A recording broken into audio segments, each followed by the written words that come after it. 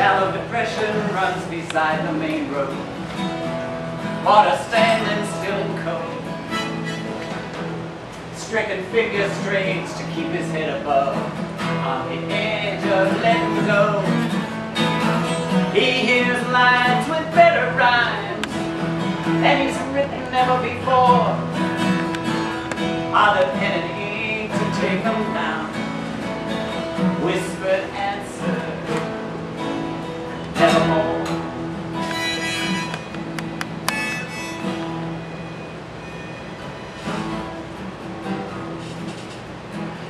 Once upon a midnight dreary, while I pondered, weak and weary, over many a quaint and curious volume of forgotten lore, while I nodded, nearly napping, suddenly there came a tap, as of someone gently rapping at my chamber door. "'Tis some visitor," I muttered, tapping at my chamber door. Only this, and nothing more. Distinctly I remember, it was in the bleak December, and each separate dying ember wrought its ghost upon the floor. Eagerly I wished the morrow, vainly I had sought to borrow from my books surcease of sorrow, sorrow for the lost Lenore, for the rare and radiant name in the angel's name, Lenore, nameless here forevermore.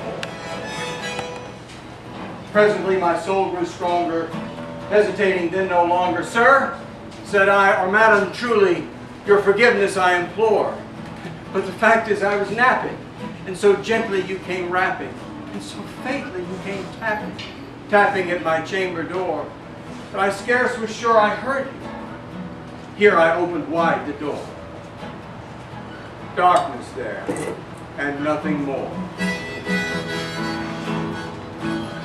He looks up, a brooding moon drifts pale in a complicated sky, sets the scene for a mystery tale, twisting toward a last surprise.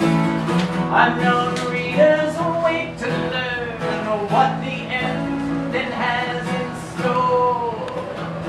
The clouds close like a curtain that will open. Nevermore.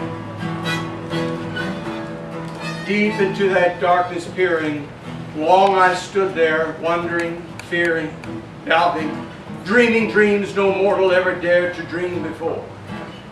But the silence was unbroken, and the stillness gave no token, and the only word there spoken was the whispered word, "Lenore." This I whispered, and an echo murmured back the word, "Lenore." Merely this, and nothing more. Back into the chamber turning, all my soul within me burning, soon again I heard a tapping, somewhat louder than before. "Surely," said I, "surely that is something at my window lattice. Let me see then what thereat is, and this mystery explore. Let my heart be still a moment, and this mystery explore. 'Tis the wind, and nothing more." Open here I flung the shutter, when with many a flirt and flutter in there stepped the stately raven of the saintly days of yore. Not the least obeisance made he, not a minute stopped or stayed he, but with mien of lord or lady, perched above my chamber door. Perched upon a bust of Pallas, just above my chamber door. Perched and sat, and nothing more. Then this ebony bird beguiling my sad fancy into smiling by the grave and stern decorum of the countenance it wore. "Though thy crest be shorn and shaven, thou," I said, "art sure no craven, ghastly grim and ancient raven, wandering from the nightly shore. Tell me what thy lordly name is on the night's Plutonian shore." Quoth the raven, "Nevermore." The compounding circle in the lantern light, stand around and stare. Just some drunk stumble in the black night speaking from who knows where, to drown a secret sorrow in the bars of Baltimore, and sleep it off forever and awaken nevermore. But the raven sitting lonely on that placid bus spoke only that one word, as if his soul in that one word he did outpour. Nothing further than he uttered, not a feather than he fluttered, till I scarcely more than muttered, other friends have flown before. On the morrow he will leave me, as my hopes have flown before. Then the bird said, Nevermore. Then methought the air grew denser, perfumed from an unseen censer, swung by seraphim whose footfalls tinkled on the tufted floor. Wretch, I cried, thy God hath lent thee, by these angels he has sent thee, respite, respite and nepenthe from thy memories of Lenore. Quaff, oh quaff this kind nepenthe, and forget this lost Lenore. Quoth the raven, Nevermore. A poet passes lost in his own thoughts, like any other man, wondering what this suffering has brought, struggling yet to understand. And the words that wander around the truth in the shadow of death's door say that those who seek are sure to find the answer.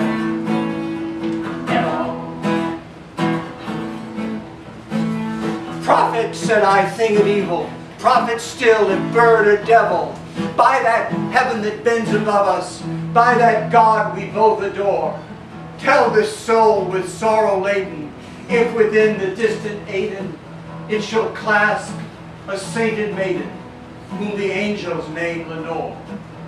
Clasp a rare and radiant maiden, whom the angels name Lenore. Quoth the raven, Nevermore.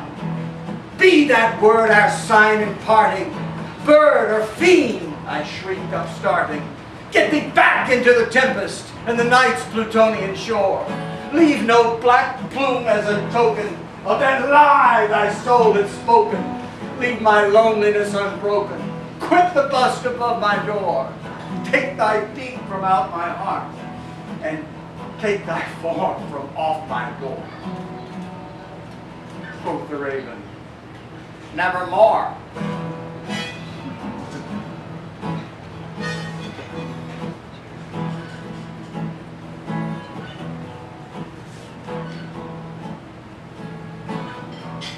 But the raven, never flitting, still is sitting on that pallid bust of Pallas, just above my chamber door.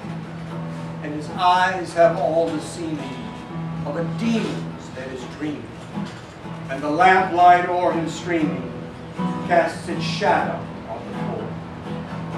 And my soul from out that shadow that lies floating on the floor shall be lifted